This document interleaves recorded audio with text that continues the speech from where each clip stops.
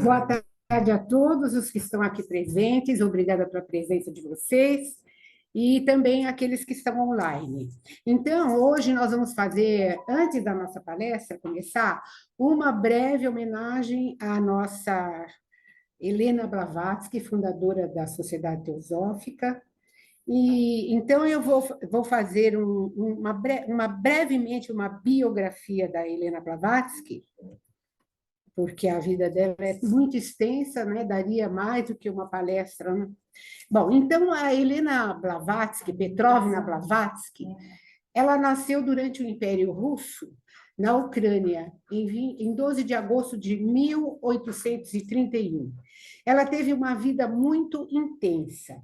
Ela fez muitas viagens ao redor do mundo, morou na Índia, na Inglaterra, em Nova York, e ela conseguiu entrar no Tibete em 1856, onde ela teve uma, eu desculpe aqui, agora eu já, onde ela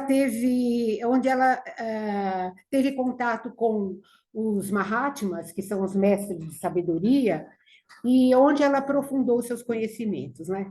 Em 7 de setembro de 1875, juntamente com Henry Olcott, que ele era um jornalista americano, o qual ficou depois um grande teósofo também, eles fundam a Sociedade Teosófica na cidade de Nova York, dando início a um movimento teosófico moderno.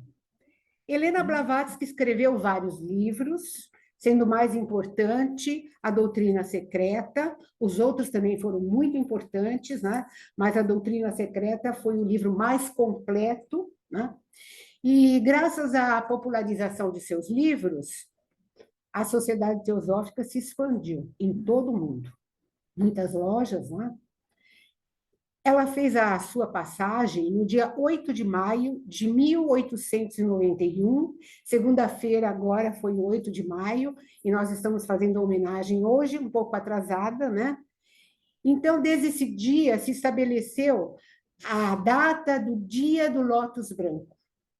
O lótus branco é o símbolo da mais alta espiritualidade. Então, era essa a nossa.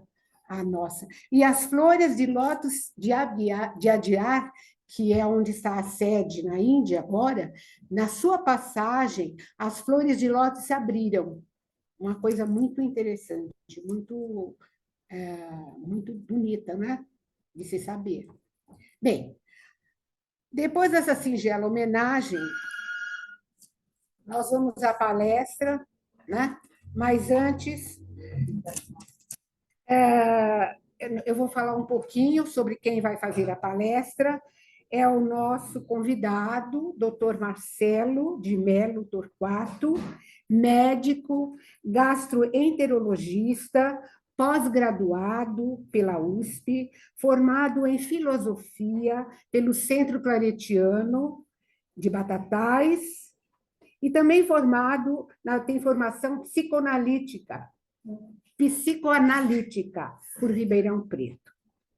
Ele vai nos falar hoje sobre paraísos artificiais na história da humanidade. Então, antes de ouvirmos a palestra do Dr. Marcelo, nós vamos fazer uma pequena meditação, nos preparando para a palestra de hoje. Então, vamos sentar com as mãos nos joelhos, vamos fechar os olhos. Vamos fazer uma respiração lenta e profunda, acompanhando comigo o mantra da unidade. Ó vida oculta que vibras em cada átomo, ó luz oculta que brilhas em cada criatura, ó amor oculto que tudo abrange na unidade. Saiba todo aquele que se sente uno contigo, que ele é por isso mesmo, uno com todos os outros.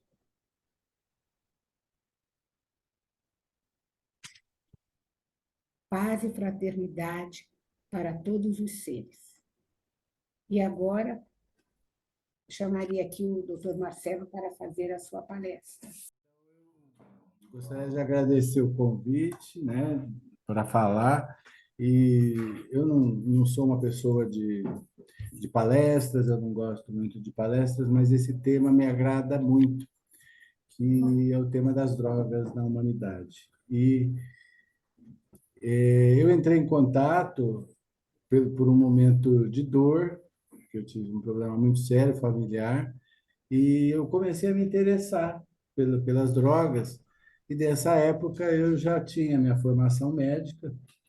Eu comecei em Ribeirão Preto em 1991 como hepatologista, como médico de doenças do fígado.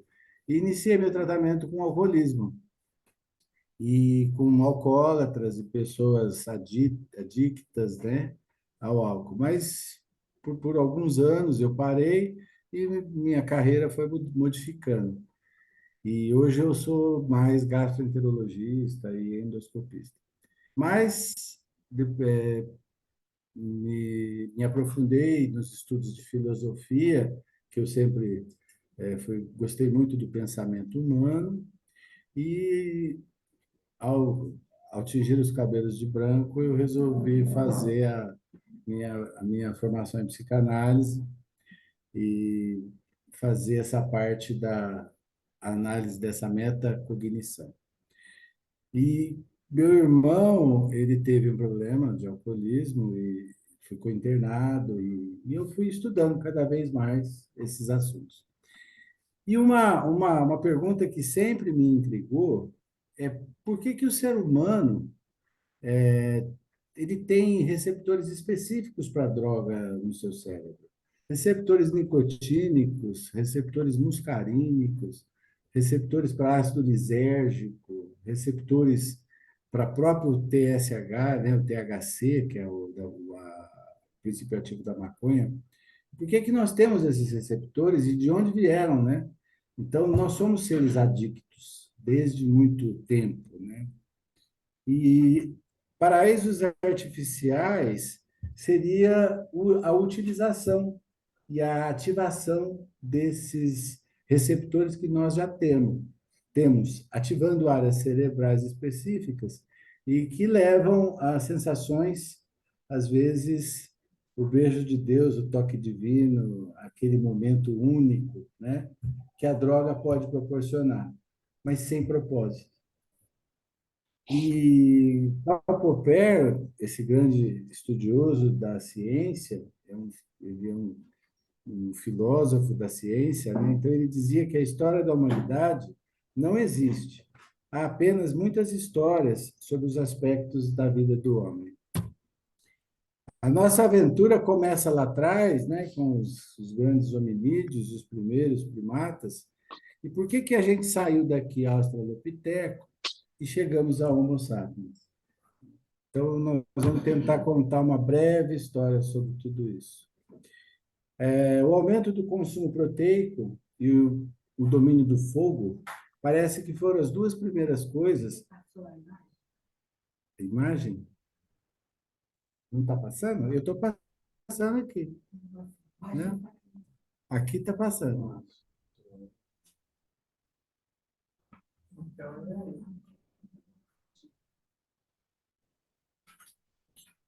Não.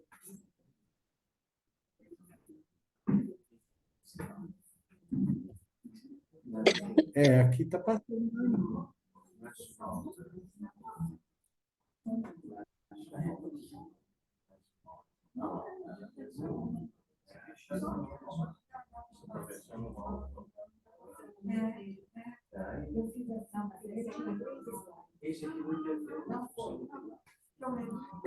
Aqui eu consigo passar normal.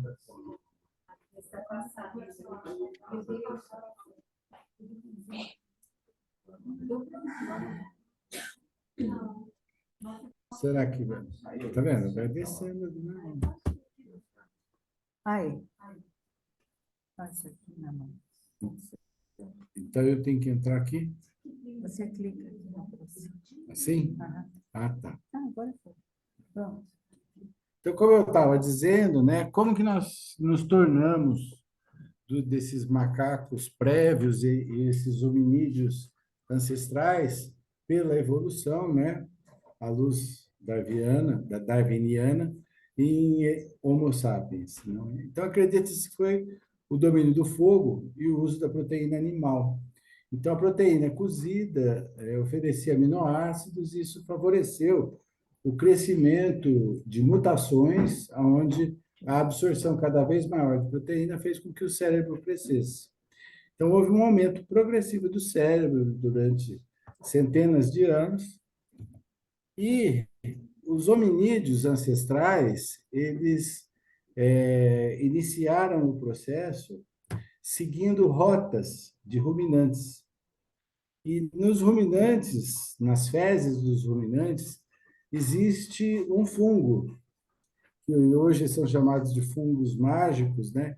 Que são ricos em psilocibina, que a utilização dessa psilocibina por esses pré-Homo sapiens fez com que nós promovêssemos mutações entrando em contato com droga. Então, a psilocibina, relacionado diretamente ao fungo que nós comíamos, funcionou de uma forma epigenética, envolvendo mutações, e nós conseguimos entrar em contato com esse mundo onírico e transformar o Homo habilis em Homo sapiens. E o Homo sapiens, ele consegue pensar, imaginar, organizar, planejar com todas as suas funções executivas e todas as suas funções cerebrais mais elevadas. Criar religiões e destruir o planeta. Né? Então, nós conseguimos elaborar. E parece que uma das teorias, escrita por Terence em 2020, a psilocibina é uma das drogas que o nosso cérebro utilizou para induzir mutações. E o nosso cérebro passou de um cérebro concreto para um cérebro abstrato, onde a gente pode imaginar. Né? Isso na natureza aconteceu também. Nos elefantes, nós temos elefantes que utilizam uma fruta que nas savanas africanas chamada marula, que faz inclusive um licor muito gostoso, né, para quem gosta de beber. Esses elefantes, eles comem aquelas frutas que caem do pé e ficam totalmente malucos, né? Então eles copulam, eles dormem, eles esquecem dos filhos, tal qual quando alguém está bêbado, né? Então, só para mostrar que o álcool parece que, e a droga, de uma maneira geral, ela é inerente à sua utilização. Né? E o estímulo é mais perigoso. Né? Se você estimular, você pode gerar adicção. Aqui nós temos, só para ilustrar, a relação do ópio, do tabaco, do cannabis, da haxixe e a cocaína. Então, nós ingerimos droga pelas 3 vias do viver: pela respiração, pela alimentação, né? E pela bebida. Nós conseguimos ingerir as drogas. Até 10 mil anos antes de Cristo, praticamente existiam relatos ocasionais de droga. Mas a partir de 10 mil anos antes de Cristo, com a agricultura no Vale do Tigre, Eufrates, na Mesopotâmia, com o cultivo da cevada, do milho e principalmente da uva, inicia a produção do álcool de maneira organizada, e o álcool vira um processo realmente de troca de moeda, né? Vários salários eram pagos com bebida, né? Com álcool. E por que isso? Porque as qualidades da água potável naquela época eram muito precárias, e as pessoas ingerindo água normal pegavam cólera, gastroenterites, e acabavam por morrer. Então, a bebida alcoólica, ela esterilizava a água. Então, ela serviu, nesse momento, para que houvesse uma melhora da qualidade de vida dos seres humanos. Então, eu não estou querendo endemonizar o álcool de uma forma, mas eu estou só querendo contar por que que nós chegamos a esse descontrole social da sua utilização. E essa coisa foi muito interessante também, que na descoberta da fermentação conseguiu a produção do vinho, que é na mesma época, em torno de 10 mil anos antes de Cristo. E isso fez com que, na região do Tigre e Eufrates, houvesse o crescimento de grandes megalópolis, a Mesopotâmia e o Egito, né? Onde cresceram civilizações que perduraram aí por 5 mil anos. Essas trocas entre esses povos chegaram à formação do Império da Grécia Antiga, aonde há o início do nascimento do pensamento ocidental. Então, é nessa época que nós temos o nascimento da episteme, ou seja, a busca pelo conhecimento, a busca por quem somos, né? E são os séculos dos filósofos a partir de 5 antes de Cristo, né? E aqui nós temos a figura socrática já na Grécia, que nos convida ao conheça-te a ti mesmo e conhecerá o universo de todos os deuses. Isso é 470 antes de Cristo.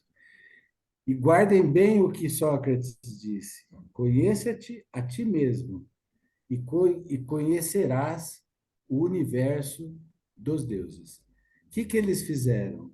Numa religião politeísta, para controle social, né, guiado por Zeus, nós colocamos no Olimpo grego figuras mitológicas e figuras que se transformaram em deuses, e aonde nós projetávamos neles as virtudes do ser humano.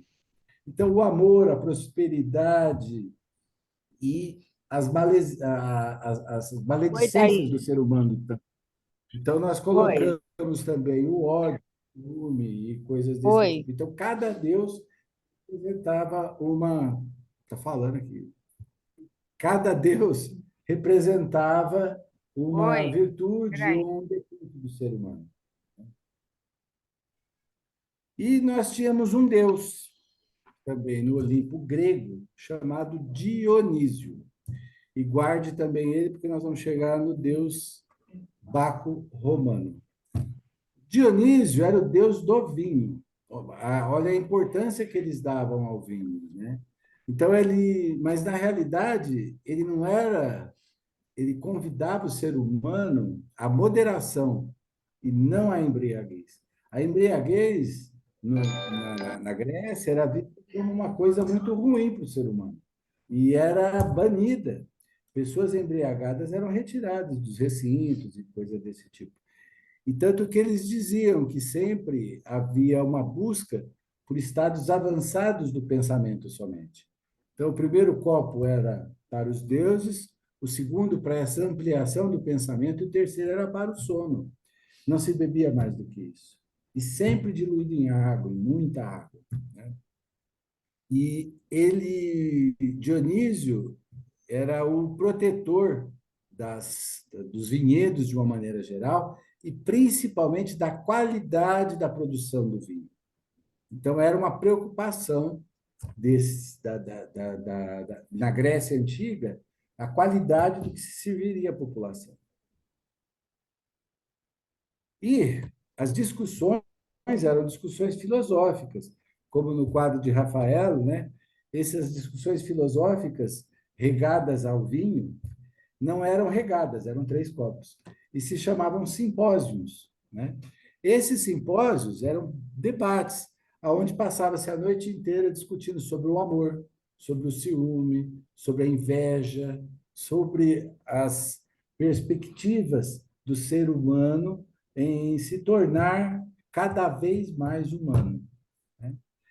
Então, essa é o nascimento dessas virtudes gera o nascimento da ética e da moral.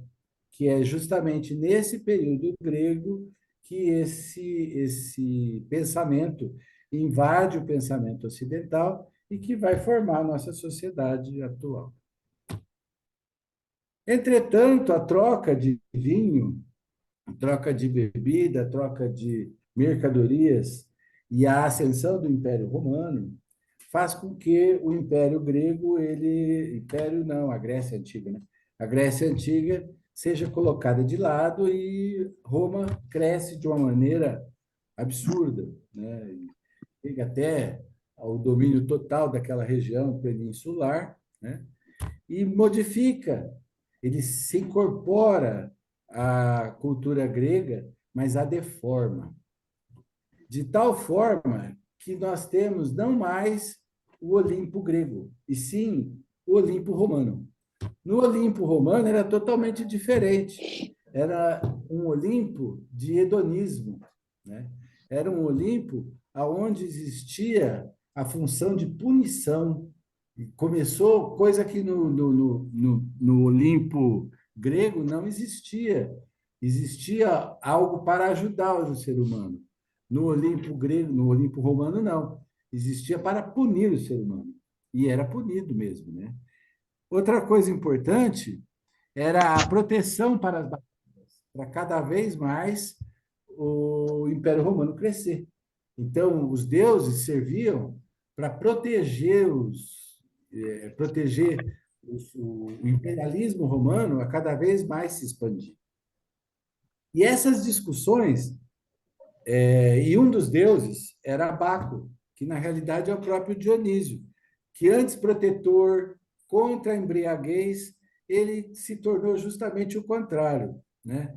Ele foi um convite ao excesso e à embriaguez, né? Ele busca estados avançados de prazer e não mais de moral, ou de pensamento, ou de valores humanos, né? E o poder desse Deus era na quantidade, no aumento da vinha, da quantidade de vinho a ser produzido, e não mais a qualidade do vinho. Tanto que as castas mais nobres do Império Romano bebiam os vinhos de melhor qualidade e vários importados da própria Grécia. E as castas mais pobres tomavam qualquer coisa, o nosso famoso sangue de boi aqui, né? E os soldados tomavam um vinho que era chamado de apasca. A Páscoa e a religião depois para o cristianismo, como vocês vão ver. A Páscoa era um vinho quase que avinagrado, era um vinho estragado, onde eles misturavam alguns alcaçuz e outras especiarias e água. Serviam nas brigadas do exército. Então, as pessoas que estavam lutando e tal, elas lutavam embriagadas, mas não por um vinho de boa qualidade, sim pela Páscoa. E uma curiosidade, quando Jesus foi crucificado e foi oferecido fel na boca dele, né? Na realidade, acredita-se que aquilo não era fel, era simplesmente uma coisa vinagrada, que era o vinho deles lá, que era a Páscoa, né? Não foi eles não estavam querendo acabar mais com ele, eles estavam querendo talvez hidratá-lo, porque eles tinham lá, que era esse vinho de péssima qualidade. E as discussões do Império Romano não eram mais discutidas do simpósio, e sim nos bacanais. Esses bacanais eram debates não mais sobre assuntos relacionados a valores e a moral, e sim festas que eram realizadas para combinar novas festas. E cada vez mais, muito vinho sem diluição, né? Todos os copos eram ofertados ao prazer e à embriaguez. Os brindes eram dados realmente, quanto mais embriagado, mais o prazer aflorava, né? E era um estímulo ao sexo, com danças libidinosas, dançarinas e principalmente música. Aqui nesses bacanais eram discutidos assuntos de Estado, assuntos de formação ética e moral da sociedade.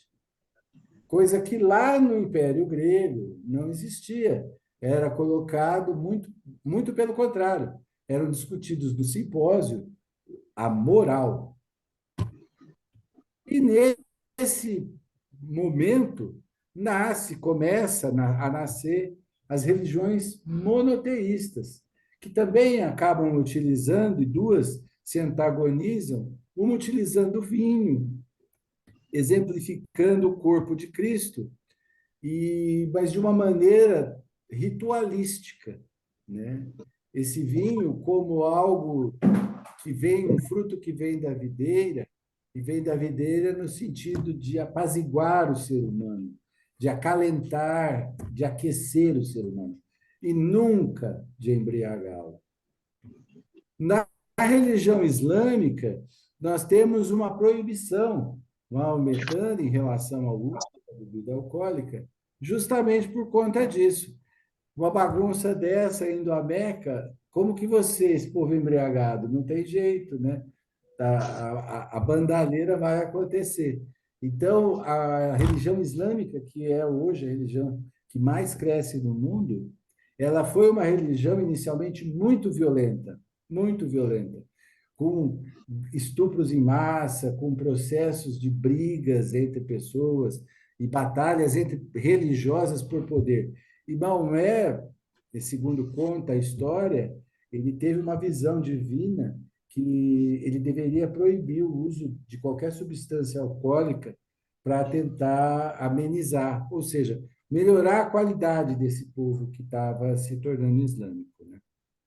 Mas os árabes nos aprendem a transformar esse vinho, que antes não chegava a uma gradação acima de 13%, eles conseguem inventar um processo chamado destilação. E essa destilação, eles conseguem formar do vinho de 13%, eles conseguem fazer uma bebida que chega a 40, 50, 60, 100%. E aí nós começamos a ter o álcool engarrafado, de maneira pura, ou misturada a bebida, flavorizantes, em barris de Tornel de Carvalho virando uísques e bebidas espirituosas, como são dizem. E é nessa época que nós temos o aumento explosivo nos índices de álcool-adição, pela facilidade. Vários dos vinhos foram adicionados de álcool puro, no sentido das pessoas se embriagarem, baseado nesse deus Baco, né, estimulador da embriaguez. E chegamos no século XX, chegamos no século XVII, depois da Idade Média, e nós já chegamos à peste e à glamourização do beber. Hoje, no século XX, nós temos o aumento essa relação entre bebida e prazer, bebida e riqueza, né? Então, hoje é muito difícil você ver alguém de classe média que não tenha uma adega em sua casa ou não tenha uma cervejeira em sua casa. Houve uma glamourização e uma banalização do ato de beber. Houve também um estímulo muito grande pela indústria cinematográfica. Vários filmes, várias novelas, né? A gente observa o indivíduo chega cansado do trabalho, a primeira coisa que ele faz é abrir uma cerveja ou tomar uma dose, um drink, um happy hour, alguma coisa nesse sentido. Em 1860, Baudelaire já havia antecipado e antevisto tudo o que nós estamos vivendo hoje no seu livro Paraísos Artificiais, onde ele faz um ensaio muito bonito, em 2 atos, sobre o haxixe, o ópio e o vinho, que o passar da média em qualquer um disso, e aqui ele coloca, na época do ópio, né, que inclusive ele usou desse clube dos haxiches aqui, né, que era na França, as pessoas se drogavam o dia inteiro, elas iam lá, fumavam ópio o dia inteiro e ficavam deitadas, e geralmente a classe mais aristocrática, porque o ópio vinha da China, era importado, ele era caro, né? Então, as pessoas da aristocracia, enfadonhas com a vida, cansadas de uma vida banal, de bailes, de festa, de orgias, eles usavam o ópio na tentativa de obter algum prazer. mas um prazer sem propósito, né? E a sociedade de consumo que nós adentramos aí a partir do século XX, ela consegue tornar permanente essa insatisfação do ser humano. E o ser humano nunca se torna mais satisfeito. E nós caminhamos rapidamente para uma sociedade muito insatisfeita, extremamente veloz, extremamente com falta de propósito de vida, uma sociedade com baixa tolerância à frustração, uma sociedade da mudança em vez de transformação. É mais fácil mudar, eu vou mudar. Eu não vou me mudar, mas eu vou mudar o que está acontecendo. A sociedade que tem que se adequar a mim. Então, essa sociedade do século XX caminha à desatenção. Como dá para ter atenção num lugar desse como Nova York, onde você é convidado a ver inúmeras propagandas, inúmeros carros, inúmeros barulhos, inúmeras pessoas, e você perde a capacidade de reflexão. O nosso cérebro ele é limitado, ele é muito limitado. E até para se fazer uma música é necessário períodos de silêncio. Se você ficar tocando uma tecla só do piano, não sai música nenhuma. O silêncio é necessário para que você possa ter atenção. E aqui, como é que a gente poderia chegar a isso? E a partir do final da Segunda Guerra, da Primeira Guerra Mundial e começo da Segunda, a gente já tem esse conceito de felicidade e hedonismo, aonde a felicidade é ligada ao puro prazer. A Belle Époque, que todos vocês conhecem, depois da Primeira Guerra Mundial e depois da pandemia de gripe espanhola, onde morreram mais de 150 milhões de pessoas, nós temos esse nascimento dessa coisa, vamos aproveitar a vida, porque ela é curta, ou seja, não é que ela é curta, uma vida sem propósito sempre é curta. Então, é isso que nós queremos deixar marcado para que vocês nos ouçam, de que prazer e propósito é igual a felicidade. Prazer com propósito é uma coisa, prazer sem propósito é outra completamente diferente. Ambas não dão felicidade. A felicidade só ocorre quando você tem propósito em ter prazer e você tem que ter algo mais elevado ligado a esse fenômeno de prazer. E aí vem essa colocação no nosso século, já no século XX, século XXI, a bebida como comemoração. Então, não mais como nos eventos gregos, para enaltecimento do pensamento, para abertura, uma expansão ao conhecimento, mas sim para se embriagar. E hoje nós vemos na sociedade, entre jovens, uma maneira de beber muito interessante, chamada drunk, onde ele bebe, bebe, bebe para se embriagar. Não é para ter prazer nem na própria bebida.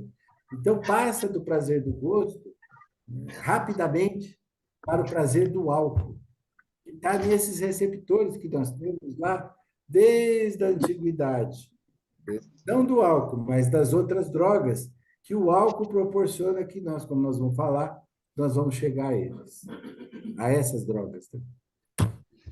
A sociedade da insatisfação gera um aumento muito grande na performance do ser humano quanto ao seu aspecto, né? Então, nós temos essa padronização da beleza, o aumento explosivo das cirurgias plásticas a partir da década de 60, o culto ao corpo, onde as pessoas precisam manter um abdômen tanquinho para serem reconhecidas, né?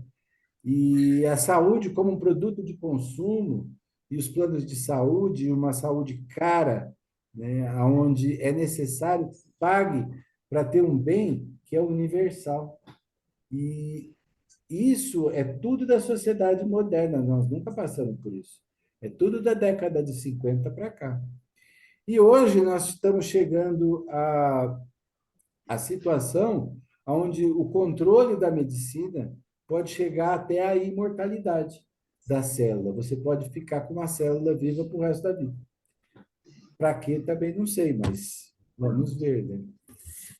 Peter Dolan, né, agora no século XXI, já, em 1922, 2002, ele cria uma teoria que é muito bonitinha, que é uma teoria, ele ganhou o prêmio Nobel de Economia. É um economista que estuda psicologia. Aliás, tem dois prêmios Nobel de Psicologia que são economistas, que é o Daniel Kahneman e o Paul Donnan. E ele faz isso de que o ser humano está sempre oscilando nisso, entre prazer e propósito. É como se fosse um pêndulo. Se você está só no prazer, isso é imediato, é naquele momento, é o beijo furtivo, é a masturbação, é algo que você vai fazer de uma maneira a ter prazer momentâneo. Se você fica só no propósito, você fica no cansaço, no excesso de trabalho, nas longas horas de trabalho. Então, nós temos que encontrar a felicidade, movendo esse pêndulo, nesse movimento entre prazer e propósito. Fazer coisas que nos dão prazer é importante, mas somente beber, não. Mas beber junto com amigos, buscando alguma coisa, buscando ajudar alguém ou fazer alguma coisa bem por alguma pessoa, ou através de algum propósito mais elevado, um processo religioso que seja, você vai ter felicidade, porque é um fenômeno de longo prazo. E esse Daniel Kahneman escreve uma frase que, dos livros que ele leu relacionados à felicidade, esse é um livro que ele guardaria na sua cabeceira, que é O Prazer por Propósito. E ele diz assim: o Não princípio pôs do a prazer tela por propósito direito. é uma boa descrição do que desejo aos meus netos, uma vida rica em atividades Eu estou falando que disso sejam aqui, ao ó, isso que mesmo está tempo passando. agradáveis e Não pôs a tela significativas. direito. Isso aqui. O Ah, álcool isso e os aqui é, tem que esportes, mudar. aí o álcool começa a botar suas mangas de fora Bom, e e se começar a quiser ver. faturar. Hoje, 2,5% do PIB nacional é relacionado à cerveja. O que faz para vender tanta cerveja? Tem que ter adictos, você tem que ter pessoas Você pega a que minha. vão Vou pegar beber o óculos. em excesso para Eu não tenho. poder vender, poder gerar impostos. Esse quando acabar isso. 2,5 bilhões são relacionados ao nosso PIB. E aí vem esses patrocínios milionários relacionados à cerveja. A Copa do Mundo foi a Budweiser, 25 bilhões de dólares. Se tiver algum erro nos números, é porque eu não coloquei nos slides, eu estou lembrando de cabeça. O álcool entra também nos festivais e na música. É muito difícil você ver um festival sendo patrocinado por alguma coisa que não seja cerveja. Então, é o Festival Budweiser, Palusa da Ambev, é o diabo, né? Tudo ligado à parte Estou relacionada vendo, ao esse álcool. daqui está aqui. Isso Vai leva a ver. um controle musical a música fomentando a bebida. Então, você tem letras de músicas que estimulam ao beber. Se você está triste, beba. Se você está alegre, beba também.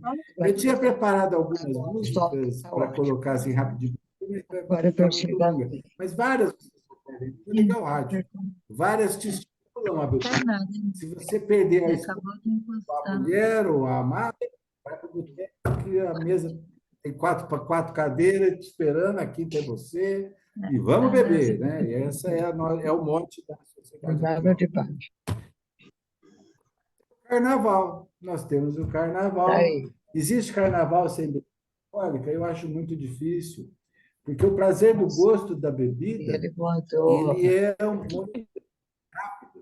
mas o prazer do álcool, eles prolongam enquanto você o usa. Então, eu adoro suco de maracujá. Eu não tomo um engradado de suco de maracujá, nem que eu queira. Então, eu não gosto tanto da cerveja, ou da bebida alcoólica, ou do vinho. Eu gosto do álcool. Essa Ela te viu é o aí. que precisamos falar para nós Oi, mesmos Berta. quando passa Consegui entrar. o processo da Tá tudo embriaguez, certo. além do gosto, Desculpa. além do de expansão do pensamento que aquilo pode ocorrer. Existe algum show internacional de música sem patrocínio da indústria do álcool? Eu não conheço nenhum, nunca vi. E o famoso sexto happy hour, vamos beber uma, vamos para o bar, né? E como nós vamos mostrar no slide logo, em relação às comunidades relacionadas às universidades. Isso gera o que chamamos, eu não, né, Baudelaire, chamou de paraísos artificiais. E são, então, paraísos artificiais e essa colocação? São seres humanos que utilizam de álcool e psicossubstâncias para chegar a lugares aonde sozinho nós nem imaginaríamos em chegar. Por quê? Simplesmente porque não é necessário. É bom ser humano, é bom ter propósito, é bom fazer uma boa leitura, é bom uma boa conversa, é bom ter um bom amigo, uma boa amiga, né? Mas sem o efeito aversivo e somatório da disfunção, que é o excesso, que é a embriaguez e, principalmente, os fatores advindos dela. Então, esses são os paraísos artificiais. O jornal da segunda-feira, ele está escrito já. Só mudam os personagens. Está lá. O acidente, o carro capotado, o poste que foi retirado, né? O velório do filho do amigo, né? E assim por diante. Então, a história da segunda-feira é escrita com sangue pelas drogas. O percentual de mortes, eu vou passar só alguns gráficos rapidamente, só para vocês observarem. O percentual de mortes no trânsito com álcool positivo por sexo. Isso é assustador, gente. Álcool positivo em mulheres em acidentes de trânsito é 21%. Em homens, 42% dos acidentes. E isso é inadmissível. 40 pessoas, esse slide é de 1922, 40% ainda dirigem alcoolizado. Quando falamos nisso, rapidamente nós vamos falar em violência. E na violência nós temos o feminicídio. Praticamente 100% dos feminicídios são executados, a mulher é morta pelo parceiro sob a vigência de droga, álcool ou outras drogas mais pesadas. Então, eu deixaria aí, como o governo do Paraná fez, o amor não fere, o amor não silencia, o amor não mata. Aqui, só para vocês verem números assim rápidos, né?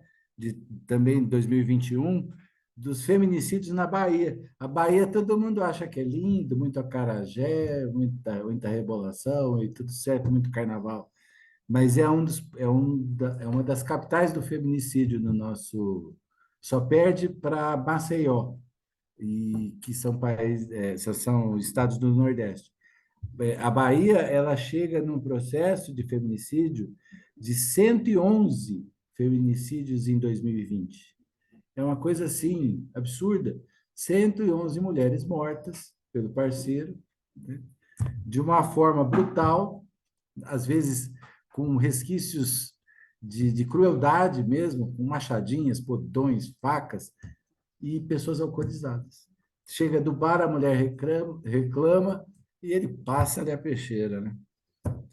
Em relação às armas de fogo, nós temos que 40% dos acidentes de arma de fogo, as pessoas que atiram estavam sob efeito do álcool. 58% dos homicídios por outros meios que não faca e não também estão relacionados ao consumo abusivo de álcool. A violência familiar, nem pensar, né? Todo mundo sabe que um alcoólatra na família é um problema extremamente agressivo. Você já deve ter escutado na família aí ou em conhecidos, né? A dissolução de casamentos é outra coisa que acontece muito no álcool. tanto a mulher quanto o homem, ninguém aguenta. O indivíduo sai, bebe, volta alcoolizado, bate e fala de maneira agressiva, não é uma maneira de entendimento, né? Então, o que que acontece? É mais fácil, vamos mudar, né? Eu saio daqui e vou repetir esse meu papel na casa do outro lado, né? Só que, na realidade, se não houver aquela figura socrática lá atrás, aonde a gente pense na ética, na moral, nos valores humanos dentro da gente, você vai só repetir, você vai mudar de endereço, né? Outra coisa importante que assim, me assustou quando eu vi esse dado, que 1 em cada 7 bebês brasileiros é de banho adolescente. É uma coisa absurda, é uma coisa absurda. E você vai num baile funk, as meninas vão sem calcinha, e justamente para transarem no baile. Você fala, meu Deus, o que é isso, né? Mas e todo mundo embalado por quê? Pela bebida e pela droga. Aqui eu poderia falar um monte, mas é o que eu menos vou falar, que é a doença causada pelo consumo do álcool. Cirrose, pancreatite, gastrite, esofagite e todas as ites possíveis aí, né? E a gente cada vez mais tem observado que uma pergunta que, quando eu comecei minha profissão há 35 anos atrás, se fazia pouco, hoje talvez seja a primeira pergunta: o senhor bebe? Quando o indivíduo fala sim, você já abre um leque de possibilidades de investigação por esse lado. Coisa que antigamente a gente porque era mais comum o indivíduo beber e achar que era normal. Era, era achar que era normal se tornar embriagado, dirigir. Eu mesmo faço minha meia-culpa. Quantas vezes tu não dirigi totalmente alcoolizado, com um olho só, fechando um olho? Mas justamente por falta de consciência, por falta de conhecimento. Porque eu também fui pego por essa indústria que nos consome da música, essa indústria da bebida, né? E nós fomos da glamorização, né? A minha turma fez visita a vários países atrás de vinícolas e demos muita risada e coisa desse tipo. Isso é uma indústria. Isso, eles estão pegando a gente e a gente vai cair. E de cada 100 que entram no consumo frequente, 7 se tornam adictos. E 7 terão problemas psiquiátricos relacionados ao uso do álcool. Isso é uma maluquice se pensar dessa forma.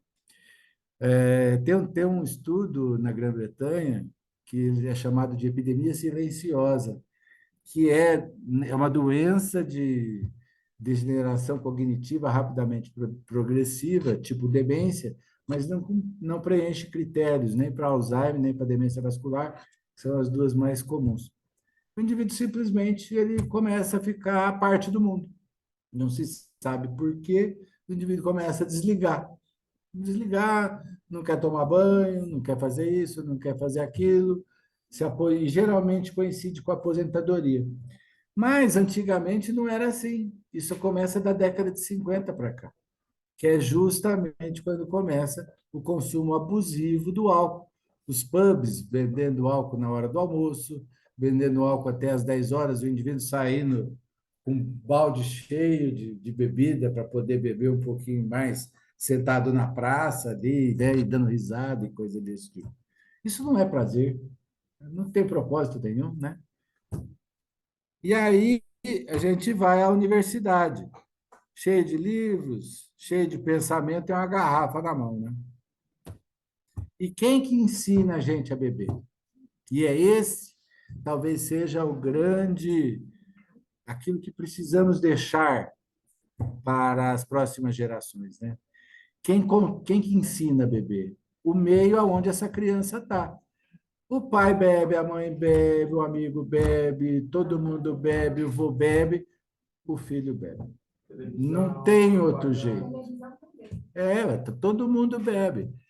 Eu lembro o Cláudio Marzo, eu era criança, na televisão, nas novelas, Ele chegava em casa daquele jeito todo bonito, e eu ficava assim, sempre tinha gelo dentro daquele negócio, né? Então vai lá e fazia um uísque, bebia e tal, todo galã, aí todo cheio, né, de problemas, né? Imaginando problemas, mas bebendo uísque, né? Num país quente como o nosso, 40 graus, né? E a gente bebeu uísque no final da tarde, não tem sentido, né? É melhor um suquinho de laranja, uma coisa tranquila. Mas por que o uísque? É pelo gosto? Não, é pelo álcool. E Soren Kierkegaard, que é um outro filósofo também, um filósofo do niilismo, ele escreveu esse vinho chamado In Vino Veritas, e ele faz uma apologia. E quem sou eu para criticar, né, Soren Kierkegaard? Que em Vino Veritas. E por muito tempo eu acreditei que isso era verdade, que a gente, quando se embriaga, a gente fala a verdade. E hoje eu acredito que isso é a mais deslavada mentira, porque eu consegui parar de beber já há um bom tempo e a verdade ela apareceu, coisa que eu não a conhecia enquanto eu bebia. Então, assim, nunca fui adicto, mas eu percebo que o álcool atrapalhou demais a minha vida pessoal. Eu, como Marcelo de Mello Torquato. Então, em Vino Veritas, não. Em vinho não tem verdade, né? No álcool não existe verdade. Existe distorção de pensamento, existe distorção de atitude e, principalmente, distorção da compreensão das coisas, da compreensão do mundo.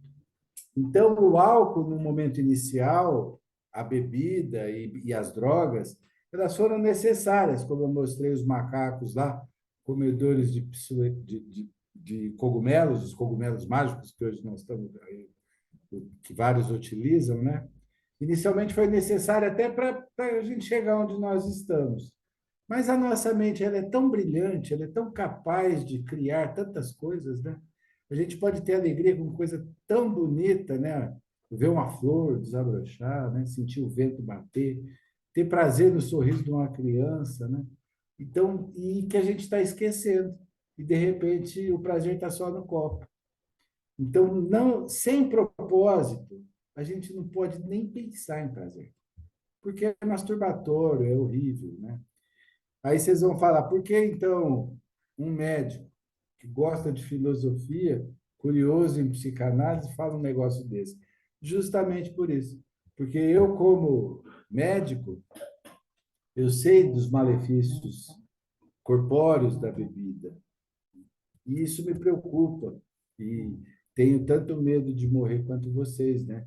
Por isso é que a gente se trata, vai ao médico, se cuida, coisa desse tipo. Como filósofo, eu penso em justamente como Sócrates, né? O que é, quem somos, né? Cadê o ser humano? Onde estamos?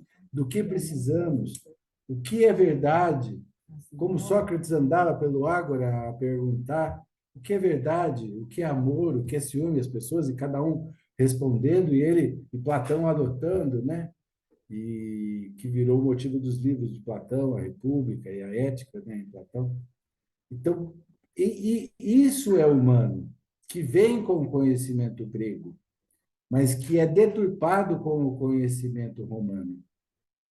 E, principalmente, nós estamos na mão da indústria e na mão de pessoas extremamente poderosas, que fazem com que a disfunção seja vendida como felicidade. E muito pelo contrário, na disfunção não existe felicidade. Na disfunção existe a disfunção. A felicidade precisa, como Dorma falava, do propósito da existência. E qual é o seu propósito? Cada um vai procurar o seu. Um é a sociedade teosófica, o outro é a religião, o outro vai ser as teorias médicas, o outro vai ser o terceiro setor, o cuidado de crianças autistas e coisa desse tipo. O outro vai ser a própria família, o próprio casamento enquanto propósito, né? E cuidar daquilo como um grande brilhante que um dia brilha. E aí você vai ter prazer. prazer verdadeiro, genuíno, né? E eu acredito muito nisso. E a bebida, eu só terminando, ela tem uma parte muito pequena, que é o prazer do gosto, que é muito pouco. É o cheiro do vinho, é o gosto que remete, mas ela tem um desprazer muito grande, que é o prazer do álcool.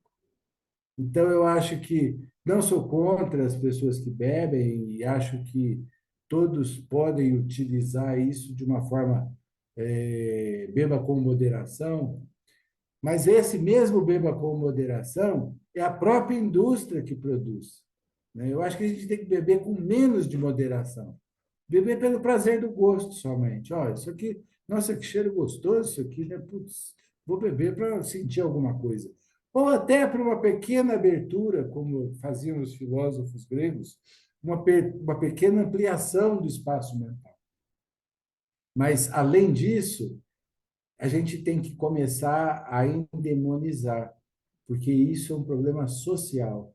Como fizemos com o cigarro, na década de 70, a partir da década de 70, quando começaram a sair os trabalhos, que cigarro matava, cigarro dava câncer de pulmão, e cigarro era a marca da McLaren, era Marlboro, né? Que só parou quando o John Wayne morreu, que era o garoto propaganda, câncer de pulmão, né, de câncer de pulmão. Ele morreu e aí parou o patrocínio e coisa desse tipo. Então, nós vamos ter que fazer isso com as bebidas alcoólicas, colocar elas no seu devido lugar, para retornarmos ao controle da nossa sociedade, da nossa mente e de quem realmente somos. Muito obrigado. E, in vino veritas, uma ova.